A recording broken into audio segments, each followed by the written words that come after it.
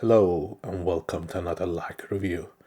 We are continuing our series on improving your photography, and this is part 3 where we are going to be talking about accessories. These are accessories, there are hundreds and hundreds of accessories for photography, but there are some that I find indispensable, and those are the ones I'm going to talk about today. And these are things that you may consider in purchasing. I will provide links down below in the description section below where you'll be able to go and get the best prices on those if you are interested. Otherwise, you can just check them out and see what they offer and the descriptions and what the products are all about. This is just an overview of these items that I find useful and things that I have used over the years, experimented with them. And there are certain things that we can compromise on, but most of these things that I use, I find there is very little room to maneuver in terms of the price range. And if you go with poor quality, they will affect your work.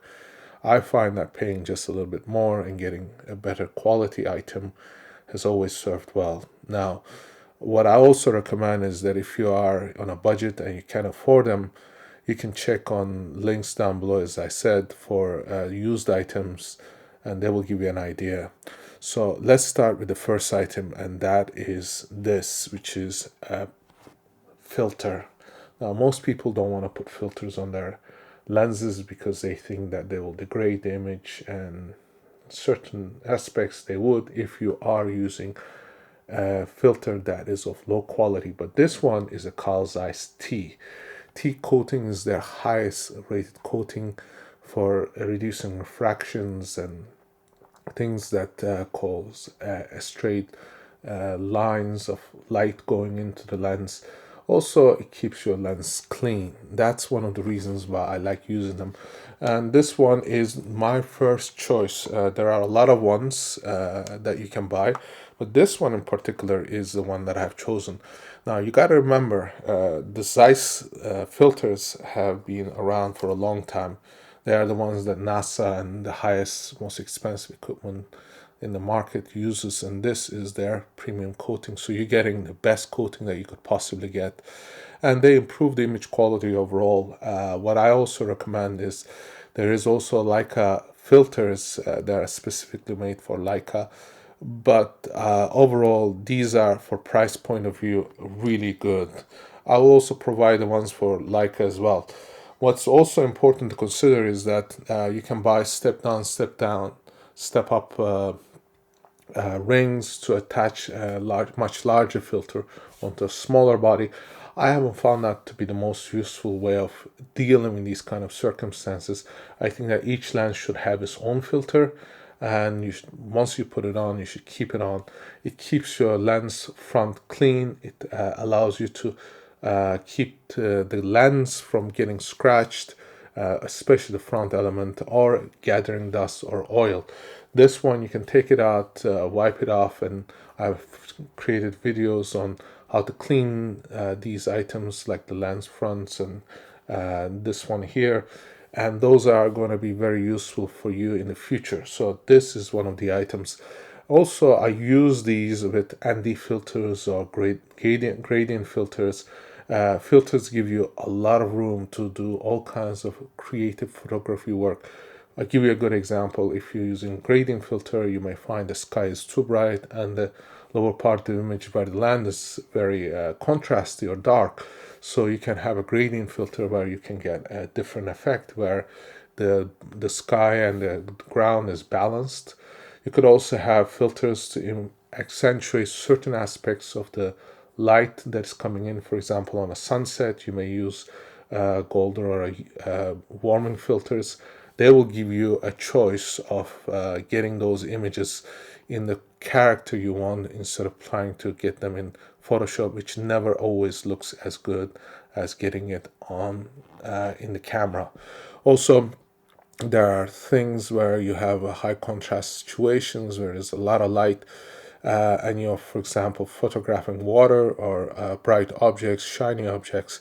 That's where the polarizing filters come in. I think they're incredibly good investment, And if you get them, use them, because that is going to change the way that you photograph. Because once you go in that direction, you realize there's so much more flexibility and so much better result from using these filters.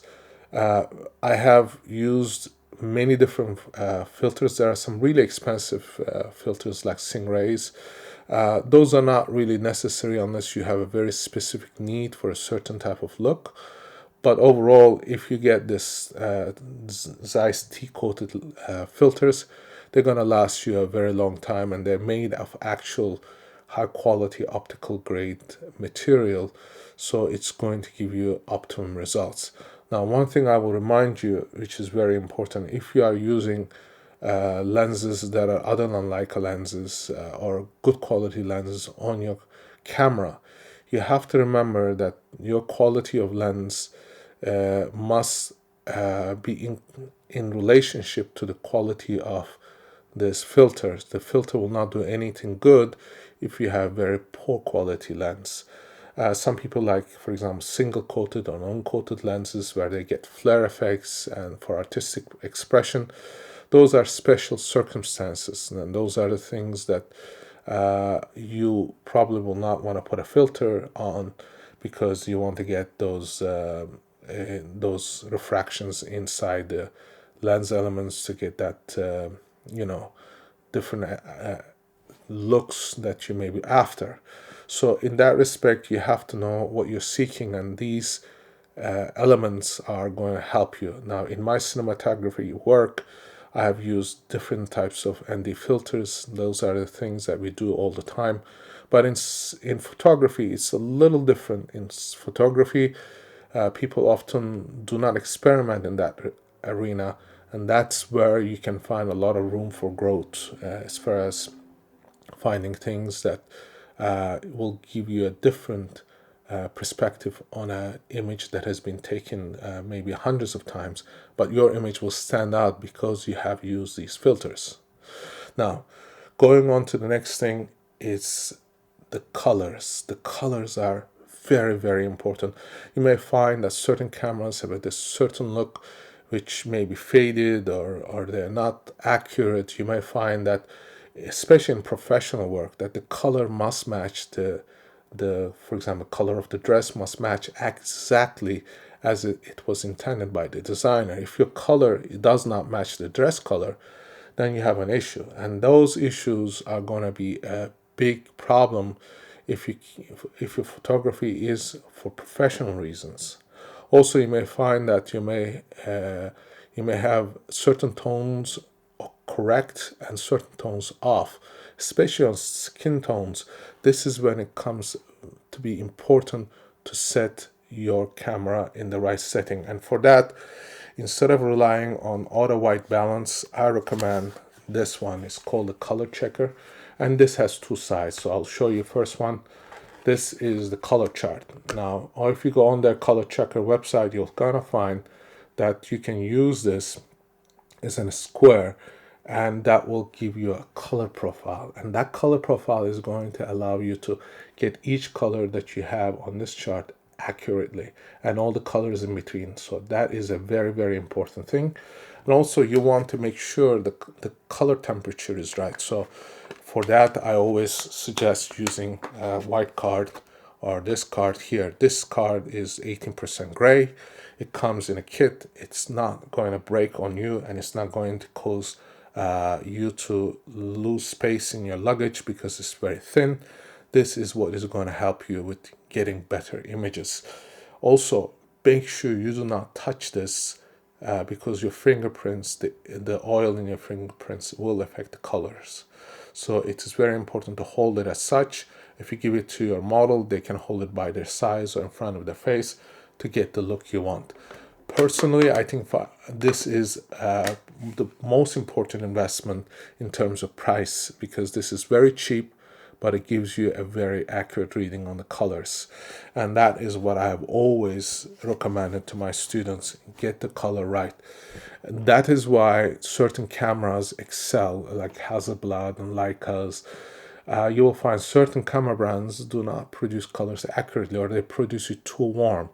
And those are the issues that we have faced in the photography world, and that is something that you must actually pay attention to, because if you do not get the skin colors right, you're going to have a lot of issues. And that's not just adjusting it in Lightroom or Photoshop, because what you'll find is if you make a slight adjustment on oranges or yellows, you're going to see a whole shift of different aspects in the photograph that have color ranges in that frame. So you can't just adjust one aspect, even though you can, use a brush and everything else. It is best to get it accurately first time around, so you're not going to spend too much time in post trying to fix what should have been done right in the first place. So that is very important. Now, a lot of the flashes, a lot of the strobe lights, they are not going to be color accurate. What I mean by that is, if your flash is low in power, the flash color temperature will change as versus a full flash or when the battery is full. So that is going to affect your image. So you have to ensure that you are close in that range. Most of the time it's 56 or 5200 Kelvin range, but you must be assuring yourself that you are getting the right colors. If you are on auto white balance, that may be a problem.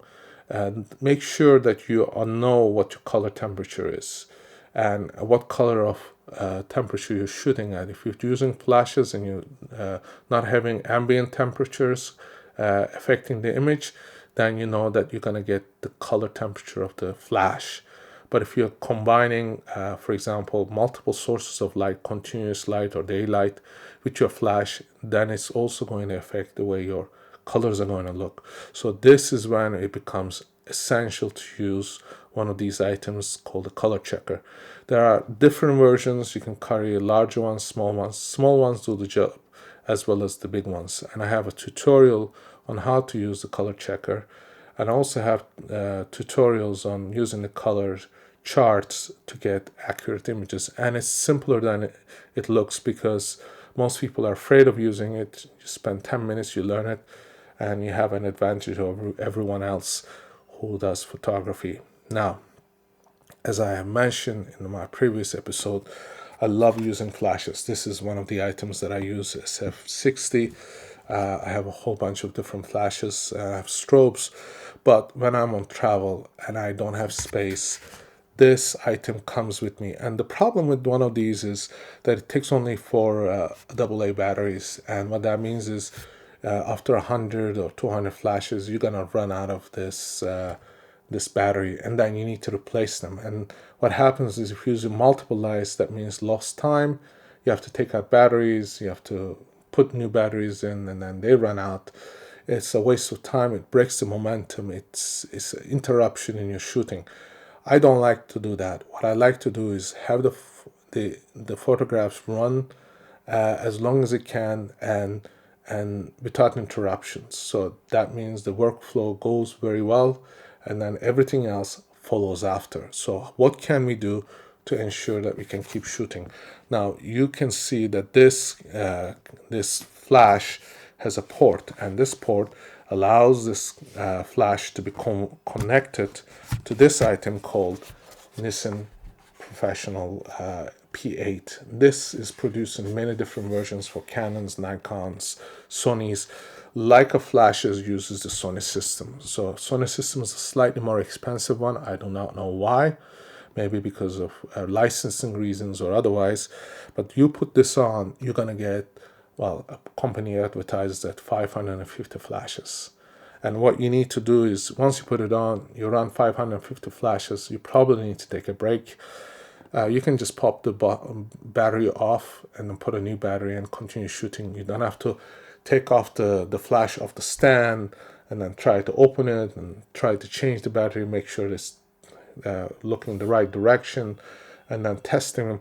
This is what I like to use, because this one comes with a pouch like this, and the pouch is very portable and you can hang it on the stand, and that gives you a great advantage in terms of being able to photograph outdoors. And this one is so easy, so light, you can just hang it on the side I have seen my assistants use it in different ways. They put it on their belt sometimes, they put it on the stand, and I know that it's not going to fail me.